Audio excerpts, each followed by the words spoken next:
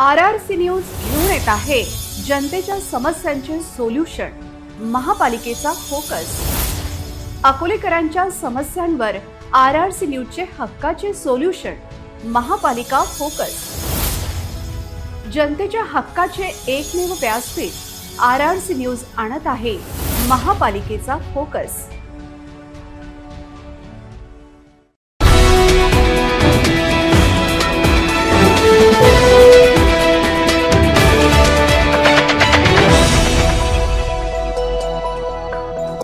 नमस्कार, RRC नेटवर्कच्या latest बातमीपत्रात आपले स्वागत। अशा आहेत आजच्या हेडलाईन्स। हेडलाईन्स प्रस्तुत करता Marcus the readymade multibrand showroom. सर्वोत्तम quality, fresh stock, latest designs, reasonable rate. LRT college road, Raghuvanshi Mangal Karyalaya के बाजू में, अकोला। जिल्हाधिकाऱ्यांच्या त्या निर्णयाचे सर्वत्र स्वागत। भ्रष्ट शिक्षण संस्था चालकांची मात्र होते धावाधाव।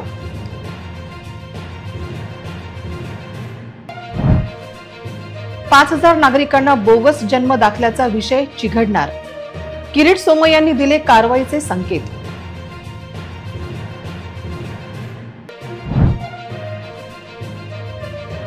डाबकी रोड रुंदीकरणाचा वेग वाढला, अवैध बांधकाम पाडली, TDRचे काय?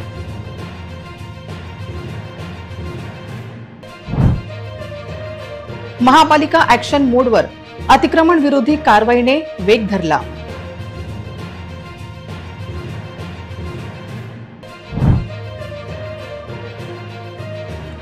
त्या उड्डाणपुलाच्या कामाची चौकशी आवश्यक, रेडीमेड स्लॅबचे अंतर वाढणे झाले सुरू।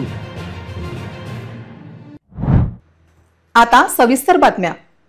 शिक्षण मंत्र्यांनी दिलेल्या कॉपीमुक्त आदेशाचे पालन करण्यासाठी जिल्हाधिकारी अजित कुंभार यांनी अभिनव प्रयोग अकोल्यात राबविण्याचे ठरवले आहे। पण या प्रयोगाचे भ्रष्ट शिक्षण संस्था चालकांचे धाबे दणाणले असून त्यांनी धावाधाव सुरू केली आहे। पाहूया RRC एक्सक्लुझिव्ह वृत्तांत।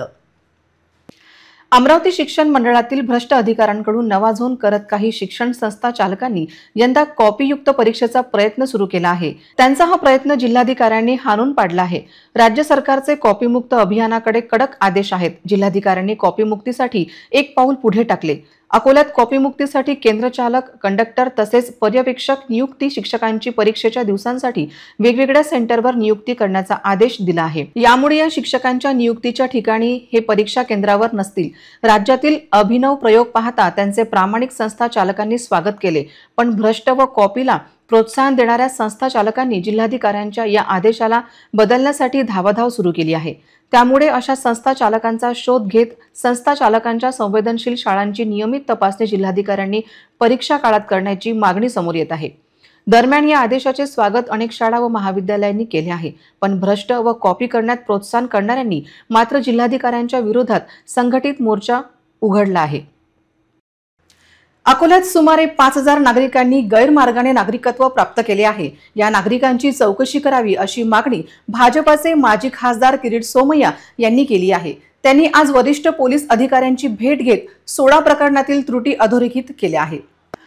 भाजप नेते आणि माजी खासदार किरीट सोमय्या आज शहरात दाखल झाले आहे। अकोल्यातील रामदासपेठ पोलीस स्टेशन येथे उपविभागीय पोलीस अधिकारी सतीश कुलकर्णी यांच्यासोबत बातचीत सुरू केली आहे।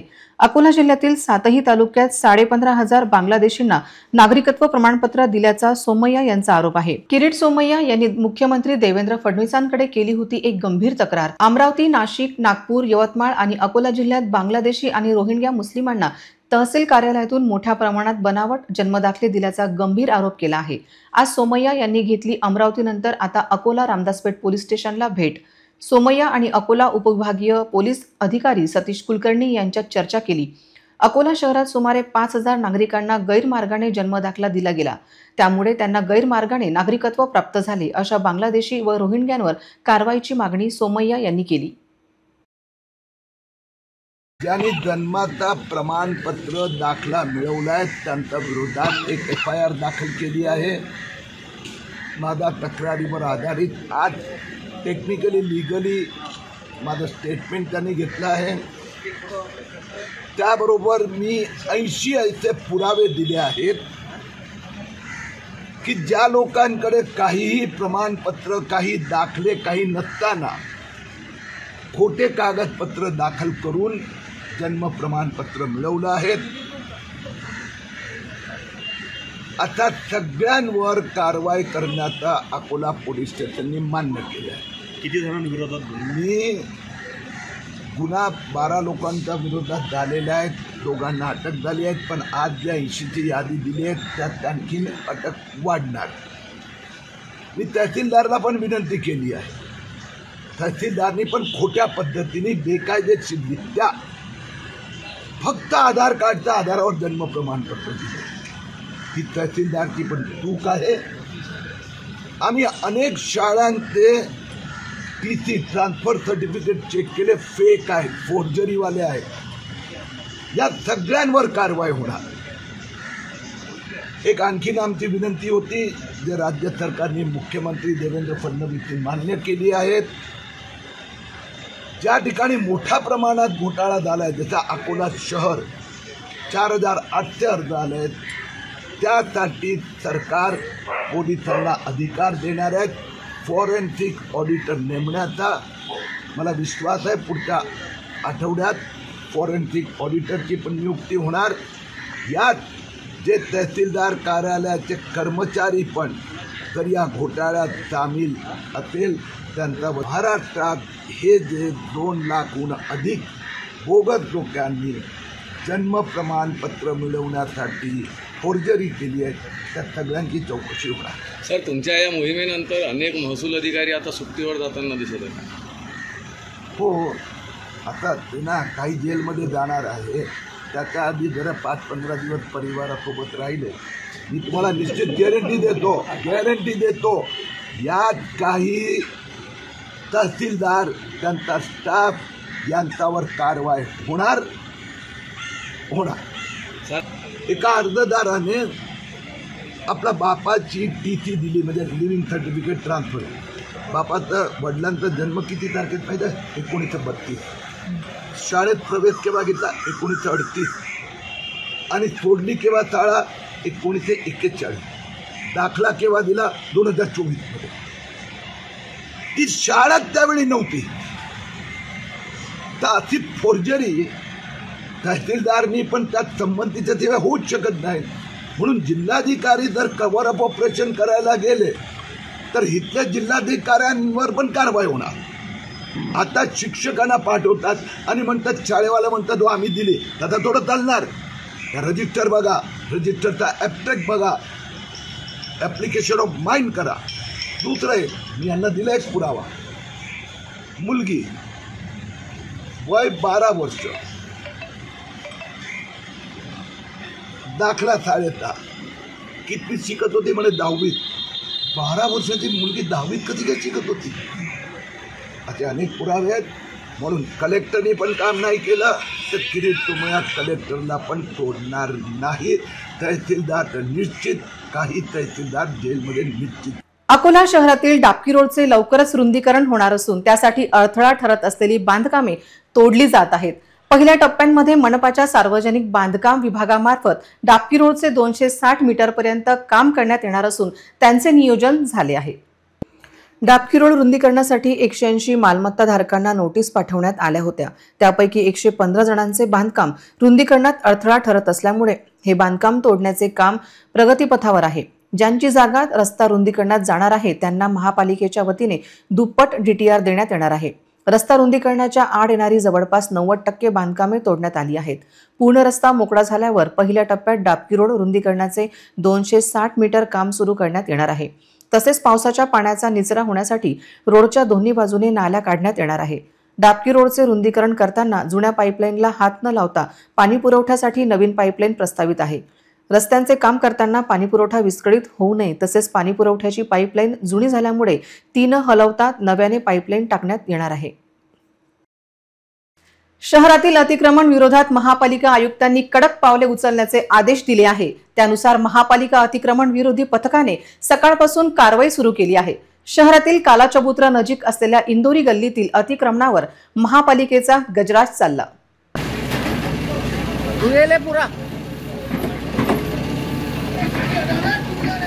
अरे लेना प्लास्टिक लेना ऊपर का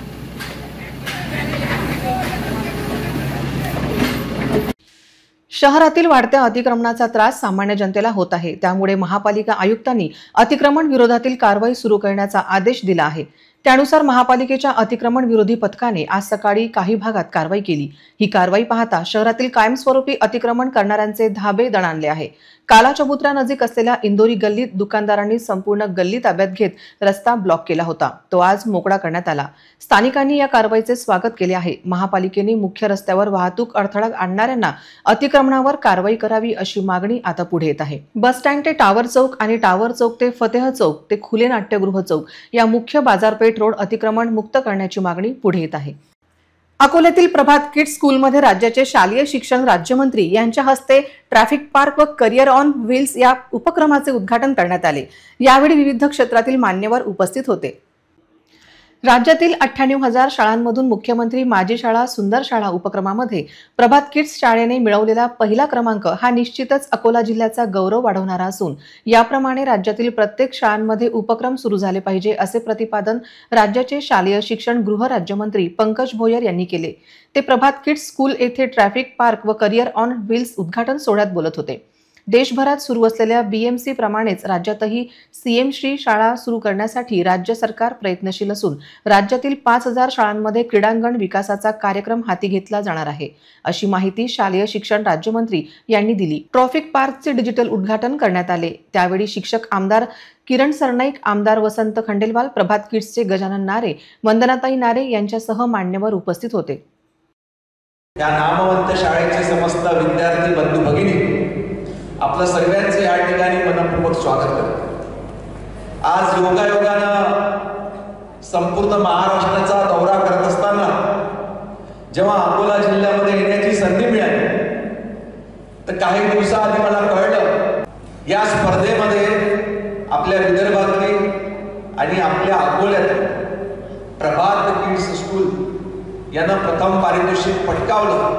याच्यानंतर मी जरी राज्याचा शालेय शिक्षण मंत्री असलो तरी विदर्भाचा असल्यामुळं प्रचंड अभिमान मला असा वाटला की हे प्रथम पारितोषिक या ठिकाणी आपल्या विदर्भातल्या प्रभात. इतरही घडामोडींचा आपण आढावा घेणार आहोत मात्र छोट्याशा विश्रांतीनंतर. गेल्या 3 वर्षांपासून नगरसेवक नाहीत, लोकशाहीत लोकप्रतिनिधी नाहीत. शहरात वाढल्या समस्यांचा डोंगर. बचपना से बुढ़ापा आ गया लेकिन नायगाव की स्थिति जैसी है वैसी ही है. एक्झॅक्ट बिलकुल तुम्ही माझ्या अगदी सोबतच आहे आणि बघा खाली बघू शकतात, माझा कॅमेरापासून तुम्हाला दाखवू शकतात. अण्णाभाऊ साठे चौक, डाबकी रोड इथला एकंदरीत सुरुवातच बघा अशी झालेली आहे. आपण शिरोड्याच्या मध्यभागात आहोत, भारतनगर इथे आपण आलेलो आहोत. सगळ्यात मोठा अकोल्यात जर मुद्दा येत असेल तो म्हणजे कचऱ्याचा. माझे दर्शक आता याच्यावर तुम्हीच विचार करा की कितपत हे योग्य आहे आणि कितपत नाही आहे. तेव्हा पहा अकोलेकरांच्या खऱ्या समस्या. RRC न्यूज आणत आहे महापालिका फोकस.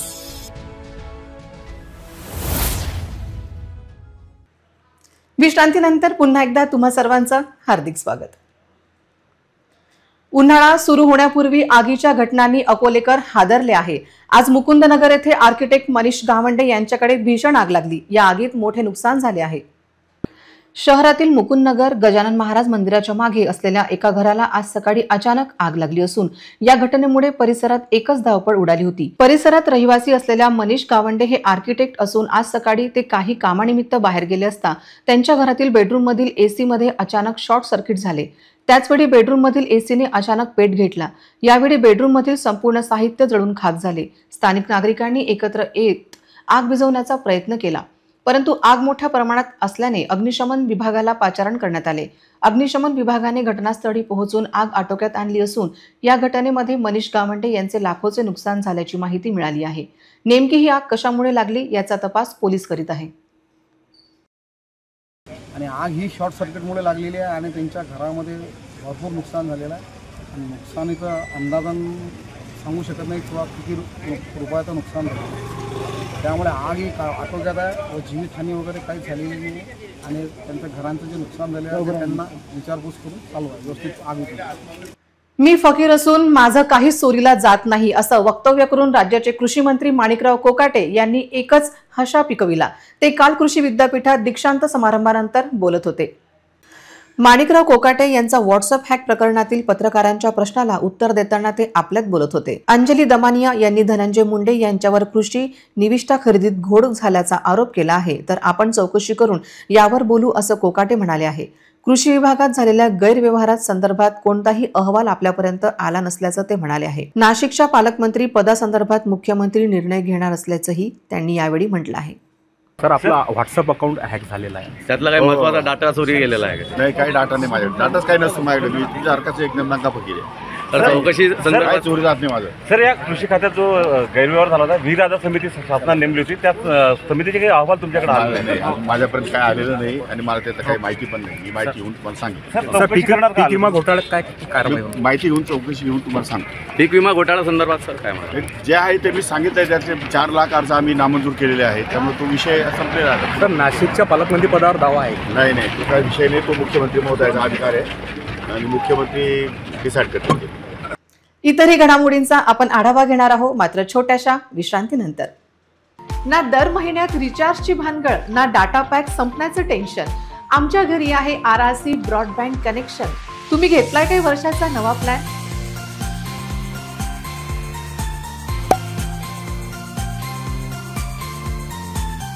विश्रांतीनंतर पुन्हा एकदा तुम्हा सर्वांचं हार्दिक स्वागत.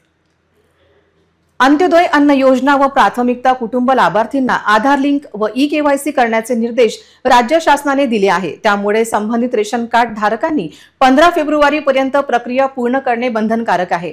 वेळेत आधार प्रमाणीकरण आणि eKYC न करणाऱ्यांना धान्य मिळणार नाही. जिल्ह्यात रेशन दुकानाच्या माध्यमातून अंत्योदय अन्न योजना व प्राथमिकता कुटुंब लाभार्थ्यांना धान्य वितरित केले जाते. त्यासाठी त्यांचे आधार कार्ड प्रामाणिकपणे आणि eKYC साठी गावागावात शिबिरांचे आयोजन करण्यात आले होते. शिबिरांच्या माध्यमातून आवश्यक बाबींची पूर्तता करण्यात आली. त्यामुळे योजनेचा लाभ यापुढे घेण्यासाठी eKYC आवश्यक आहे. 15 फेब्रुवारी पर्यंत मुदत देण्यात आली आहे. पुरवठा विभागाने रेशन दुकानदारांना तसेच निर्देश दिले आहे. दुकानदारांना महिन्याच्या 7 तारखेला खाद्य दिवस मानून लाभार्थ्यांना धान्य वितरित करावे लागेल. रेशन कार्डधारक सर्व लाभार्थ्यांना आधार प्रमाणीकरण व eKYC करणे बंधनकारक आहे. अकोला खंडवा रेल्वे मार्गावर अकोट शहरात उड्डाणपुलाचे बांधकाम करण्यात आले. मात्र सध्या स्थितीत या पुलावर टाकण्यात आलेल्या रेडीमेड स्लॅबमधील अंतर दिवसेंदिवस वाढत असल्याने वाहन चालकांमध्ये भीतीचे वातावरण असून तात्काळ या पुलाची डागडुजी करण्याची मागणी नागरिकांनी केली आहे. पूर्णा खंडवा या मीटर गेज मार्गाचे ब्रॉडगेज मध्ये रूपांतर केल्यानंतर अकोट शहरातील ब्रिटिशकालीन रेल्वे रुळावरील उड्डाणपूल पाडण्यात आला होता. त्यानंतर तब्बल 3 वर्षे या पुलाच्या बांधकामाकरता लागली. 2022 मध्ये अकोट अकोला ही मेमू रेल्वेचे सुरू करण्यात आली, तर अमरावती व अकोला या जिल्ह्याकरता रेल्वे उड्डाणपुलावरून वाहतूक सुरू झाली. मात्र काही वर्षातच या पुलाच्या गुणवत्तेनंतर प्रश्न निर्माण झाले असून पुलावरील बांधकाम अनेक ठिकाणी खचले असता त्यांची दुरुस्ती करण्यात आली. परंतु उड्डाणपुलाच्या मध्यभागी 2 स्लॅबमध्ये मोठ्या प्रमाणात अंतर वाढत आहे. या पुलावरून जड वाहने गेल्यास मोठ्या प्रमाणात कंपन निर्माण होत आहे. त्यामुळे या पुलावरून वाहने नेत असताना वाहनधारकांच्या मनात भीतीचे वातावरण निर्माण होत आहे. जड वाहनांमुळे या रस्त्याची अवस्था दिवसेंदिवस दयनीय होत चालली आहे. याकडे लक्ष देण्याची गरज असल्याची मागणी नागरिकांकडून होत आहे. अकोट शहरातील रेल्वे रुळावर बांधलेला हा पहिलाच उड्डाणपूल आहे. या उड्डाणपुलावरून दर्यापूरकडे वळवलेली वाहतूक ही अपघाताला नियंत्रण देणारी ठरत असल्याची चर्चा आहे. ठिकाणी मागील आठवड्यात झालेल्या भीषण अपघातात एका 7 वर्षीय चिमुकल्याचा मृत्यू झाला. त्यानंतर नागरिकांनी हा रास्ता रोको करत आरोपींवर कडक कारवाई करण्याची मागणी करीत उड्डाणपुलाच्या कामावर प्रश्नचिन्ह उपस्थित केले होते. पुन्हा एक नजर टाकूया आजच्या प्रमुख घडामोडींवर. हेडलाइन्स प्रस्तुत करता Marcus the readymade multibrand showroom. सर्वोत्तम quality, fresh stock, latest designs, reasonable rate. LRT college road, Raghuvanshi Mangal Karyalaya के बाजू में, अकोला. जिल्हाधिकाऱ्यांच्या त्या निर्णयाचे सर्वत्र स्वागत. भ्रष्ट शिक्षण संस्था चालकांची मात्र होते धावाधाव.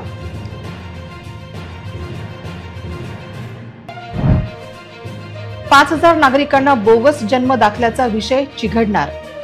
किरीट सोमय्यांनी दिले कारवाईचे संकेत.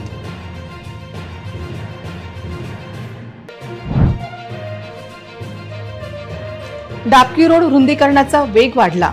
अवैध बांधकाम पाडली. TDRचे काय?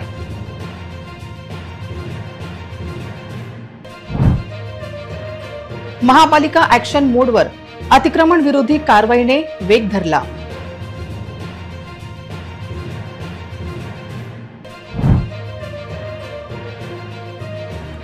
त्या उड्डाणपुलाच्या कामाची चौकशी आवश्यक. रेडीमेड स्लॅबचे अंतर वाढणे झाले सुरू. बातम्यांसाठी तुम्ही पाहत रहा RRC न्यूज. 2.25 लाख दर्शकांनी RRC डिजिटल अकोला हे YouTube चॅनल सबस्क्राईब केले आहे. तेव्हा तुम्ही कसली वाट पाहत आहात? तुम्ही पण सबस्क्राईब करा आणि बेल आयकॉन क्लिक करत RRCच्या बातम्या निरंतर पहा. पुन्हा भेटूया लेटेस्ट बातम्यांसह नव्या बातमीपत्रात. तोवर नमस्कार.